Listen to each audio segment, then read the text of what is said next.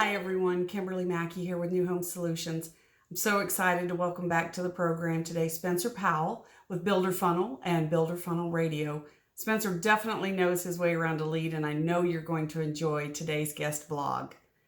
I'll see you back in a couple of weeks when I bring you another training video. I'm going to be discussing the best discovery questions to ask. So most builders I talk to have the same complaint, and that is there's not enough leads that are ready to buy today. Now I'm going to show you how to solve that problem, but in order to do that we have to go back in time a little bit. So the best time to build today's pipeline was actually a year or two ago. And it's kind of like that old saying, you know, the best time to plant a tree was 20 years ago, but the second best time is today. And that's what we're going to talk about in today's video.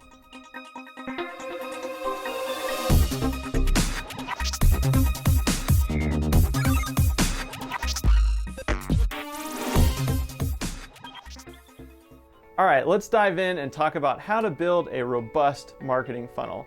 You see, today, buyers like to do research. We like to Google everything. You know, if we're thinking about buying a home, we're gonna start looking into locations, design ideas, you know, the process. We're gonna research, we're gonna save up. So the key to capturing these people and building a really robust marketing pipeline is actually to catch these people in the early stages of the research process. Let's look at an example. Take homebuyer Mary. Mary's sitting in bed on her iPad doing some research. She's thinking about her dream home. She's picturing herself entertaining guests in that kitchen. She's sitting in her spa-like bathroom. She's got enough bedrooms for all the kids and guests when they come. She's just in that brainstorming and dreaming mode. But she's browsing sites like Zillow and Pinterest and Instagram, and she's hitting some home builder websites as well, reading their blog and looking at different floor plans. She may be a year or two away from actually purchasing. However, while she's in the early stages of research mode, this is where the big opportunity is. Now, some of you may be thinking, why is this an opportunity? This is not a lead that's going to buy for me today or even in the next couple of months. But I want to encourage you to think about this.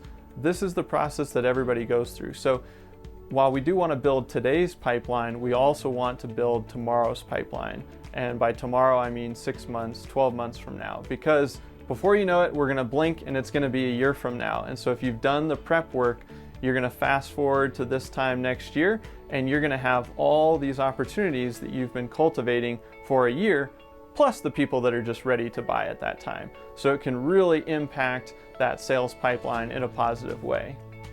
Okay, so let's go back to Mary. Mary is doing her research, she's browsing different sites, and she lands on your website. Now, we know in this example that she's maybe a year or two out from making a purchase. But as she hits the site, we just know she's an anonymous visitor, and if she's not ready to, say, come in and tour a model home, then she's just gonna leave. However, if we offer her something of value, this could be something like a new home buyer's guide or a move-in checklist, something that educates her on the building process or how to move in, or maybe even just the community that you're building in, and offering her a brochure. But in exchange for this information, we're gonna ask for her. So just a name and email, maybe we'll ask for a little bit more, but we're at least gonna get that.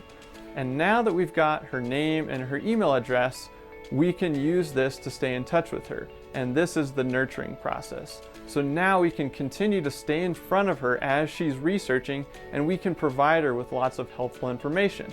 So we can tell her more about floor plans that you have, talk about the community, but then you can also just educate her on the process of getting pre-qualified, picking design options, you know, whatever that journey looks like. She's maybe never been on it before, but you do it every day. So we want to give her a lot of value. And through this process, you start to earn a lot of trust. You earn a lot of credibility. And then over time, as she gets to that year mark, she says, hey, I'm ready to actually go into a model and start looking around, because she's a lot closer to that buying decision. So by capturing her early in the research stage and then staying in touch in a meaningful way, not just spamming her with a bunch of junk, but actually adding a lot of value, you earn that trust, and then you earn that opportunity in the future. Now, I've seen this happen numerous times, both for our own company as well as some of our clients. where you're capturing somebody in those early stages, and then they're on your email list and you stay in touch with them, and then all of a sudden 2 years later they pop up and you're talking to them in person. They say, hey, I've been getting all your stuff and reading your material, and so I figured it was time to talk. I'm ready to make a decision. And that is one of the most powerful marketing tools that we have today, is that ability to stay in front of people that are researching and in research mode. So as a quick recap, in order to build today's pipeline, and really we're talking about the future, we want to capture leads that are early in the research process, nurture those leads and stay in touch with them in a meaningful way. And then when we fast forward 6 months, 12 months, 18 months down the road, we've got everybody that's already at the bottom of the funnel and they're ready to buy. And then we've got all these people that used to be at the top of the funnel and now they've shifted over and they're ready to buy as well because we've been staying in touch with them. So we can massively increase the number of opportunities that we have in our sales pipeline.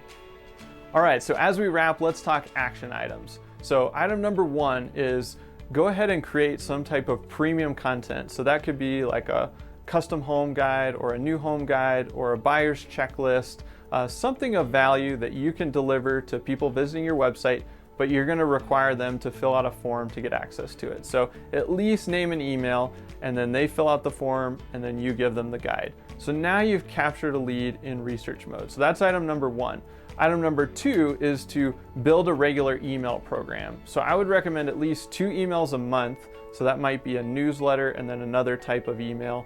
But this will allow you to deliver lots of value to this lead.